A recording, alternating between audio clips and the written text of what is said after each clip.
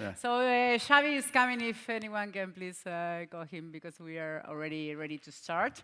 So if we can start maybe with a little introduction of everybody, so the audience can know what you all do and what you are focused at your companies. So you I may can start. with Yeah, I'm Marco, head of sales for me at Keon, and we do staking and on-chain yields.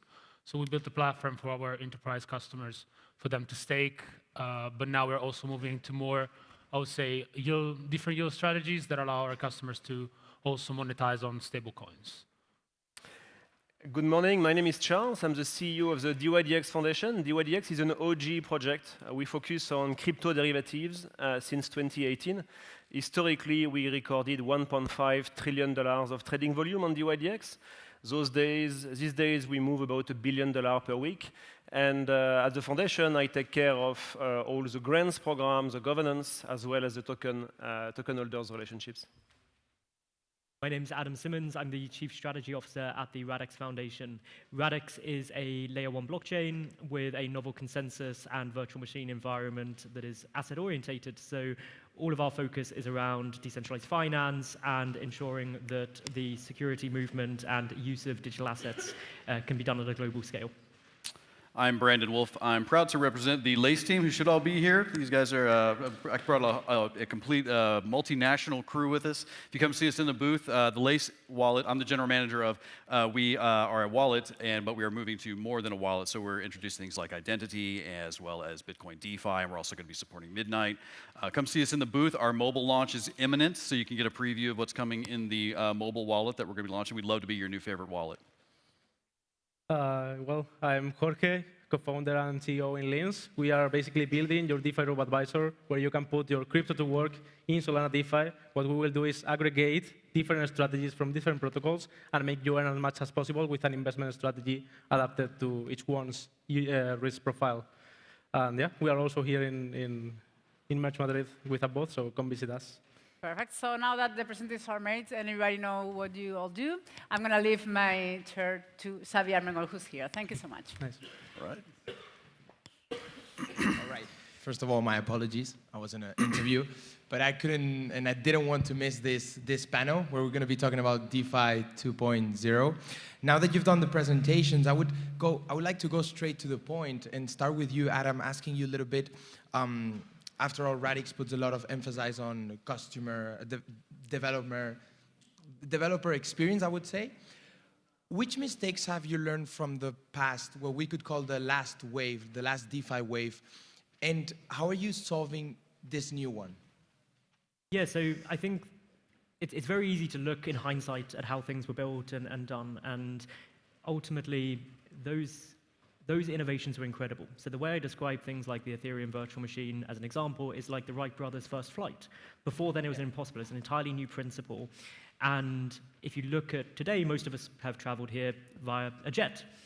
That was not a single iteration between flying from the US to Europe on a Wright brothers plane to a modern-day Airbus or Boeing jet. There's many, many things that have to come in to make that work. So the approach that we took with Radix was not launching, because changing an engine of a plane mid-flight is extremely hard, but instead looking at what actually is needed for blockchain and specifically kind of like asset movements to work at scale. And it's not just a case of you've got to be extremely scalable. Of course you do.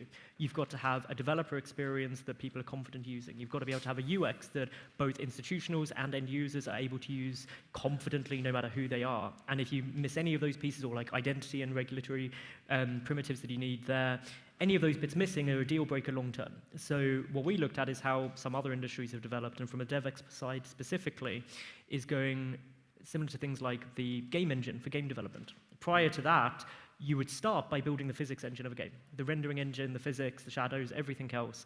But every game did that and spent 80% of their time building that same engine until things like Unreal and Unity started coming to market.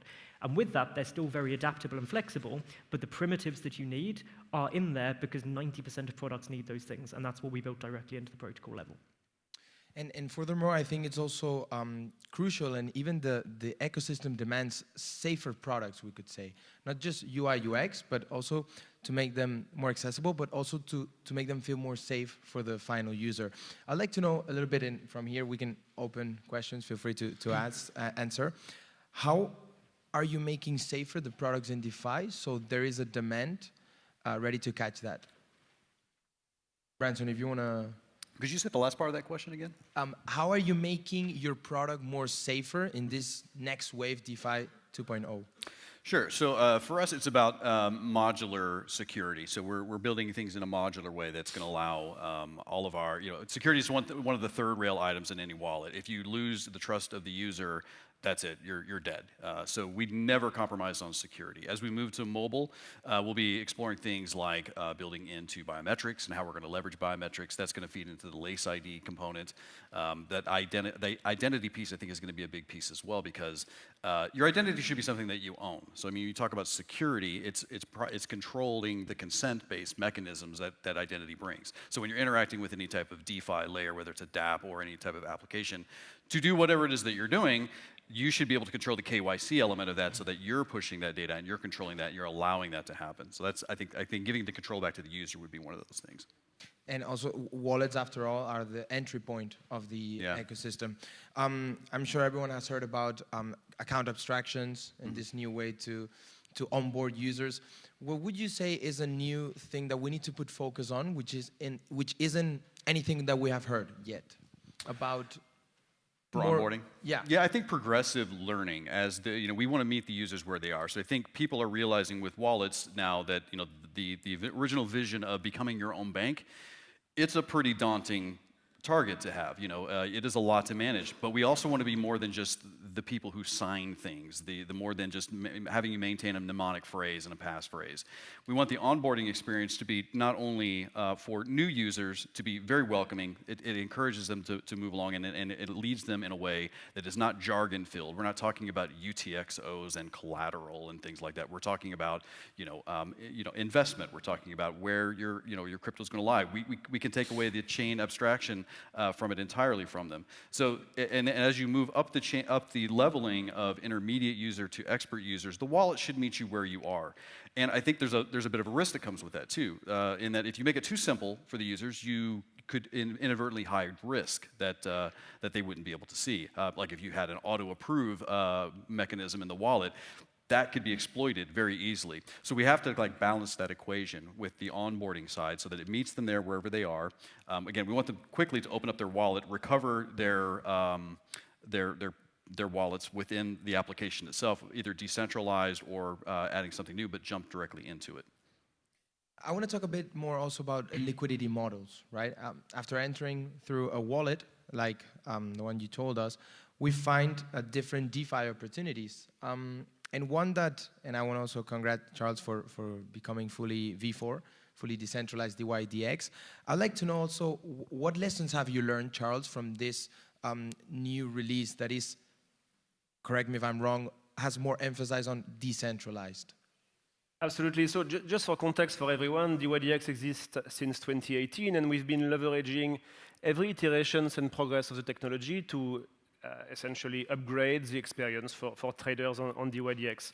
Some time ago, we were on Ethereum on a layer 2 called Starkware. And about 2 years ago, we decided to essentially migrate to our own chain. So there is a DYDX chain now, which is essentially a Formula One dedicated only to the use case of DYDX, which is trading perpetuals.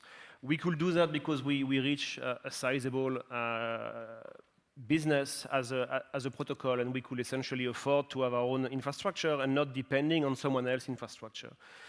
So the lessons we learned from that was that it basically accelerated by an order of magnitude the experience for users, because we were able to fine-tune everything from the chain level to the order book to the user interface, essentially twist things perfectly to the experience we wanted to deliver to the users. So we are much more in control. This control comes also with responsibility.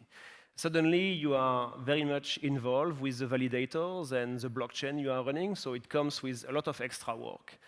So it comes with pros and cons, but overall it's a good decision. I think the community of DYDX has been voting for this and keep building on that, and this has allowed us to essentially accelerate. One kind of more philosophical aspect of the decision was in this industry where a lot of crypto has been alive in a centralized manner, think of Binance and other centralized exchanges, and DeFi starting as another part of the industry to grow very strongly, you need to decide and to be very opinionated on where you belong. You cannot operate a DeFi protocol with an order book on AWS.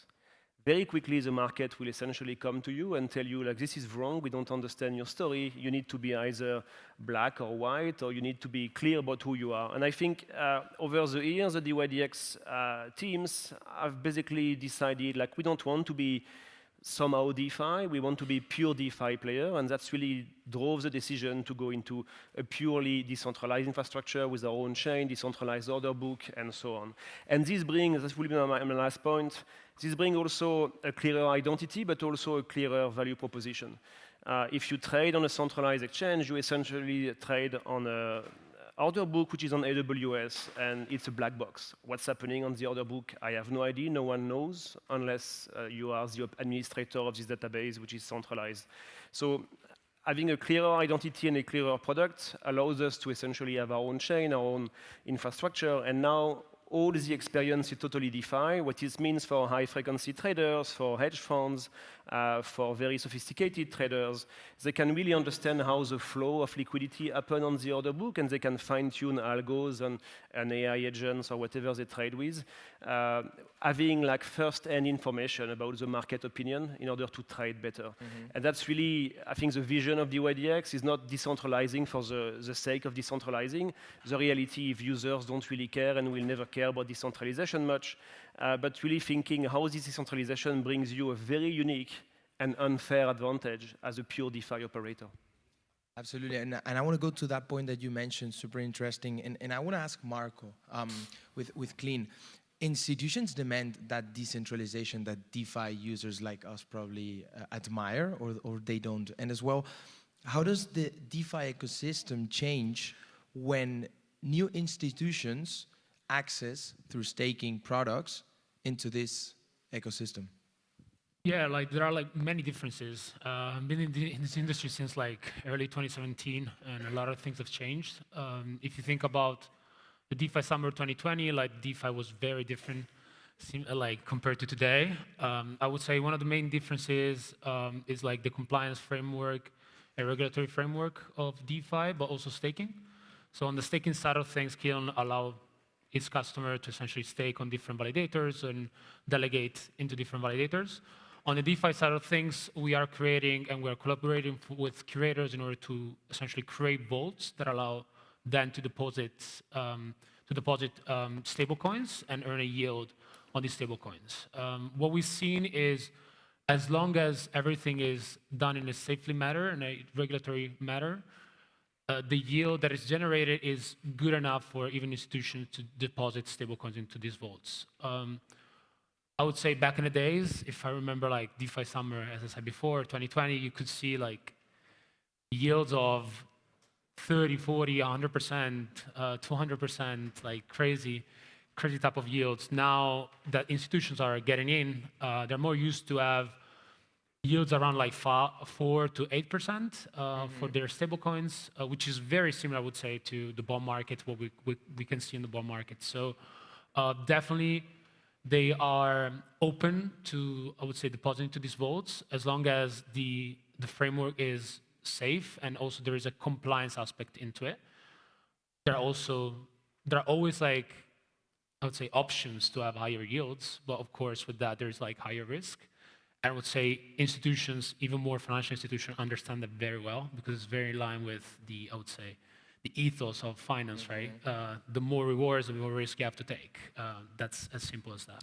So you think that's their option rather than lending, it's an option. Liquidity providing? Yeah, I think that's an option. I think an option there is just for them to deposit, but also to become a curator long term, which is similar to what asset managers are doing in the traditional finance world. but everything's going to happen on chain at some point. I think I'm fairly positive about it. I would say a few years ago I would have been a little bit less positive about it. I think right now that's really going to be the future. We're seeing even yesterday, like people like I see like essentially getting a stake into one of the biggest prediction market platforms. So that really means that even institutions are getting into crypto more and more. So I really believe even exchanges, traditional exchanges, New York Stock Exchange and others, like they're gonna be starting to move on chain. And with that, they need to also create vaults or like even other solutions directly on chain to allow their customers to either have a yield out of stablecoins or even a yield out of their stocks and other stuff that could happen. I want to ask an open question to all of you. Please feel free to answer. And I personally love DeFi. I'm much into it. And I wonder if, as we welcome more players, there's more mass adoption, we have more ETFs coming, more vaults of stablecoins for institutions, are we giving away decentralization? So my opinion on that is somewhat, but it is about choice. So as an end user, the market will ultimately decide what they want to do. So if you look at something like the internet as a good example of this, we all use centralized services on the internet. We could choose to go direct if we wanted to. So if you go to the most extreme version, most of us will type in a URL in normal things we recognize and use a standard DNS. You could choose to go and use a different DNS with different privacy or different resolver, or you could just go to raw IPs if you wanted to. But the convenience for most users is they are happy that that is a compromise on that decentralization to do that. Now, from a finance perspective, and specifically DeFi, most consumer deposits don't want to be managing exotic option trading or perpetuals trading. It's not something people do day to day. Most people want to put some money somewhere. They want to get paid, pay things, get a mortgage, get a loan for a car or something like that. I think if you stop most people on the street and ask what are financial services today, few would even say insurance was one of them. It wouldn't like click in their head. And there's this entire back-end system. And I think what we'll see is that you will still be able to access that decentralized marketplace if you wish, but we will see somewhat centralized front ends that are probably still non-custodial that provide access to that in a semi-walled garden that make the end user feel comfortable. So I can see fintechs doing this extensively of going, we've checked these products, we've checked these dApps, you can swap here, you can deposit into this vault, you can earn yield here. You still have custody, but we've kind of given it a gold star. But the difference from TradFi today is where you have to use a centralized broker or a bank, you are forced to use things that they want you to use. And you can't easily go, well, actually, I want to use that for my day-to-day banking, but I'd like to go and do this other random thing. You're restricted. Whereas in DeFi, you can still choose to go, well, I'm doing most of my stuff here, but hey, there's this cool new product, this new high-risk, high-yield thing. I'm going to go and connect to that as well with my self-custody wallet. So I think they can coexist, basically. Yeah, I would agree with that. I think it's decentralization and compliancy can coexist because, like I talked about earlier, the consent-based part of that, like you are in control of that. So freedom is choice, choice is freedom. You have the ability to say, I either want to do this, and if I'm having to relegate any type of personal data or information to that, I should be the one to control that. So as long as that piece is there, I think those two can coexist. And how far away do you guys think we are from reaching that point that the audience demands, which is full accessibility, where you just said, don't matter that much about decentralization, but I matter about easy, one click, one button, finance in my mobile phone? I feel like it's all about UX. In the end, it's about the user experience, and you will have users wanting to have full ownership, and control everything on their end, and will go full DeFi and full, with their own custody and stuff. But in the end, most of us end up using simple apps when you just need to click something and something happens. So I think, regarding the last questions also, is you will have institutions and centralized apps running on chain, so they will be just providing a centralized UX, which is probably mostly, easier for this kind, for the whole public. But you will still have also people like us probably that go to our own wallet and manage everything directly interacting on chain. So in my opinion, it's all about UX, and you will have both sides ongoing. One thing I'd add to that as well is that I think the big shift, as well as choice, is it's meaning that financial intermediaries have to be value add rather than value extract, because people can choose not to use them. So a really good example of this is something like an index fund. There is nothing stopping anyone in the audience today managing their own index fund and not paying Vanguard or Fidelity 0.3% annual fee. But most of us, unless some of you are managing tens of millions of dollars, probably are like, that's a tiny amount of money to not spend a weekend, a month rebalancing my portfolio. I'm willing to pay that for convenience. And I think we'll see the market evolve that way, that you have to provide the value for the fee you extract, rather than saying you have to use me because of regulation or because of centralization. I think there is three things which really are accelerating this mass adoption, and it's happening before our eyes. And I bet in 2 years' time we will not talk about adoption anymore, but like other topics. Today we are close to $300 billion in stable coins in the market. Next stop is $1 trillion. This next stop is probably Q1 next year. It's going to go extremely, extremely fast. So we're all going to get branded US dollars from different issuers and in all places. What we see also is the distribution of crypto is accelerating massively. One example, DYDX, we integrate with Crypto.com, a centralized exchange. So centralized exchanges, users can use non-custodial wallet and connect to DYDX. People think we are competitor, but we find ways to work together. This distribution, acceleration of DeFi, is basically onboarding millions of users, which would have never been able to be achieved by operators of DeFi only. So I think we see the DeFi meme. I know you like memes. You know this guy with like a long mullet at the back and a mustache, and it says fintech in the front, DeFi at the back. This is happening just this week, next month, and next quarter. Revolut, Coinbase, everyone is starting to mix all kind of access to DeFi. So it makes the numbers of users of DeFi just growing exponentially, and they don't even realize what's happening, and they don't really need, and maybe they don't want. They're busy with their life, and we should respect that. We give them optionality, and they pick what they like. And probably the next phase, which will actually put the asset of those users to work, is a big problem we have in finance in general. It's basically undecisive money. How much of your wealth is actually invested today? If I ask some friends which are in DeFi, maybe they just put money to work always, right? But for the vast majority of users of Coinbase, centralized exchanges, or my mom or my cousins, they don't know what to do. Taking a decision is a big hassle, right?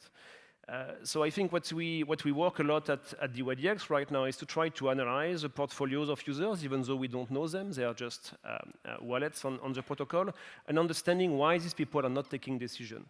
And I think where AI as a buzzword is coming in all ears, what AI will bring a new wave of value for DeFi protocols first, maybe CeFi later on, but DeFi first, will be essentially to put to work this money which is standing still on centralized exchanges, on wallets, and saying like, okay, we can put this money to work into a very safe type of strategy just to earn you some money here and there. So I think this stablecoin distribution, a little bit later, Q2 next year, starting to see AI agents which will come and say, hey, Charles, you've got like $5,000 like sleeping. Why don't you put them at 4% and you can withdraw them anytime, but helping me to take a decision.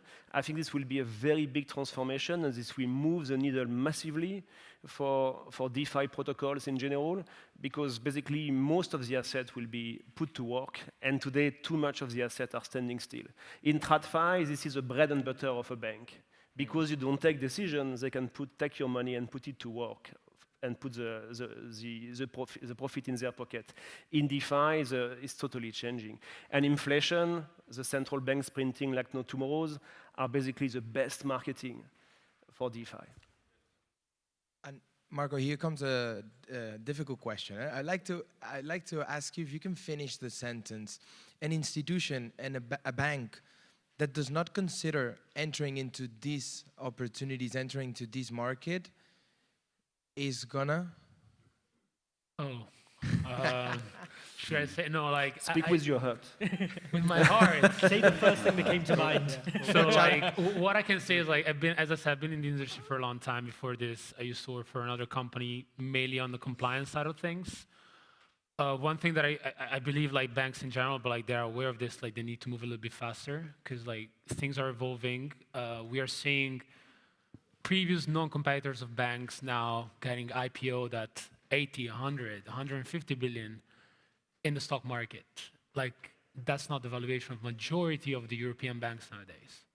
So that means at some point, new people like 20, 30 years old, like people in general, like they would just start moving their money there. They will not use a bank anymore. What's really missing for this type of company, that's what the bank is really strong on, is they can give out mortgages, they can give out loans, and they have like cash accounts since you were born. So like I really truly believe like banks need to accelerate on this, because otherwise, I mean like technology has always won, right? Like if you don't evolve, you're just gonna die. That's the reality of this, and I think that's the reality even more in crypto, because like that also applies to everything in crypto. Like majority of the companies some years ago, I can't remember, well, FTX, but like many other companies back in the days were like very successful, and in like 4 or 5 years they just go bust because they can't really accelerate and they can't really keep the pace of the innovation. Very briefly, what's happening in the US will come in the Europe in 12 months. In the US, the banks start to understand that the Genius Act and the stablecoin issuance in massive quantities will essentially challenge their P&L, and probably seen some fiat money moving away from like the fiat back end of the bank into stablecoins. And this is going to hit really hard. This is going to be very painful. That's the way you understand the lessons very quickly. Later on, 1 year later, the Europeans will start to understand like why are people basically putting their money on those wallets? Because you give them 0.25 and they can get 8% somewhere else, and their inflation is very painful in their everyday life. So I think they will have no choice. Some of them will be kind of running at the front of the pack. Some others will kind of drag their feet. But it's futile to fight this. And maybe just like one more thing, like on the Genius Act and the stablecoin, what we're really missing is a Euro stablecoin. And if that doesn't happen, there's nothing is going to be successful, and I don't think the digital euro is going to be like the successful one. I think you really need something which is more not issued by a central bank, but like apart from that, if that is not successful, it means that this is going to be the hegemony of the USD. I think Christine Lagarde should hurry up. Yeah, I agree on that.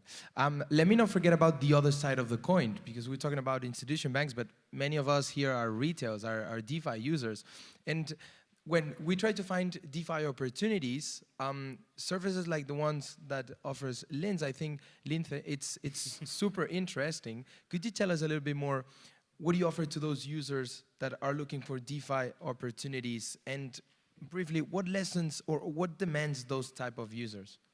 Yeah, it's all about what Adam said. It's like you can make it your own and spend hours checking different protocols, different opportunities, rebalancing yourself, whatever. Or you can decide to delegate it to a platform like Linz, where you can just like deposit and forget. So what we will do is like basically you rely on our smart contract, which is fully audited for sure, and we will just handle all the hassle for you. So you just deposit and forget. The good thing, or the main like point of difference from us to other gel aggregators, is that we bet on your risk profile. So basically, when you enter in Linz, you will say how much risk you want to afford, how much exposure to the market you want to afford, and then we will just handle that hassles for you. So you don't need like to check XYZ protocols that are one giving 10%, another 8, other 6, and then they will move again. So you miss opportunities, and you are not optimizing, because or you are 24/7 in the market, or you are losing opportunities. So we basically wanna like, we are in the middle of the protocols offering nice deals, and the user, the retail user, or also treasuries management that we do to make them earn as much as possible. Unfortunately, we have to wrap up this great panel. I want to ask a question to each of you, which is, what excites you the most about what's coming in DeFi? 2 years ago, you said it, Charles, I agree with you. It was something different. The topic was different. I mean, this ecosystem moves super fast. We all agree on that. And I want to listen to the opinion of key players like you who are building. What most excites you of what's coming? Who wants to start? I will start. For me, what will make the difference is AI. I mean, I imagine a future in DeFi in like 3-4 years well, it's plenty of different players, like really a segmented market where each one will have like its own agent making his thing in DeFi. So it will be some sort of competition on which have the best fine-tuned AI that can leverage on the different opportunities in DeFi in order to offer each different retail user or institution to make them earn as much as they can, because in the end that's the value prop on DeFi. Like you have a decentralized way to make money, and you have nice deals to hunt, let's say. So you gotta make it that way with AI. That will take over DeFi, in my opinion. Yeah, I would say AI is definitely one of those. Marco mentioned real-world assets too. I think that's going to be a huge player. But agentic AI, and we see that in the wallet. That's something where the wallet's an orchestration layer controlling the how. The user wants to know what, and that's where I think agentic AI. I gave a speech on this in Buenos Aires at the last merge, and it was really well received. But I think that's going to be a key for the next 5 years. And I would hope in the next 5 to 10 years that what's exciting is that DeFi just becomes finance at some point. So that would be my prediction. Adam. Simple one is that back in the kind of DeFi summer of 2020, 2021, it was a great proof of concept that blockchain technology and DeFi is going to be the future, but everyone was trading random food coins that most people don't want to touch, even if they got 10,000% APY. First with stable coins, then with RWAs, I think we're going to see more assets, and including assets we wouldn't consider even in today's markets, like warehousing or commercial equipment and stuff, being tokenized and being traded in DeFi, which will massively expand the liquidity in the market. Charles. What's exciting to me is distribution. I haven't seen groundbreaking innovation in the past 18 months in crypto, but I've seen groundbreaking distribution deals in crypto. I've seen many projects, some of our peers, DYDX included, reaching new audience and just growing in terms of business, growing in terms of number of users. So distribution, maybe some of you in the audience are fintech operators or traditional finance operators. And I think this kind of merge between DeFi and traditional finance just bring access to something which is very close to our heart, and we are all building here together. So distribution is boring, but it's very impactful and moves the needles. And Marco? Yeah, well, AI has been mentioned already. So I would say curators from traditional finance, like we're seeing right now curators like Angle or Stakehouse and others. Maybe at some point we will be able to see like people like the BlackRock or the PIMCO or I don't know, anyone else that's doing asset management at the moment in finance, just gonna move on chain. Thank you so much, guys. It was a pleasure. Let's give them a big round of applause. Thank you.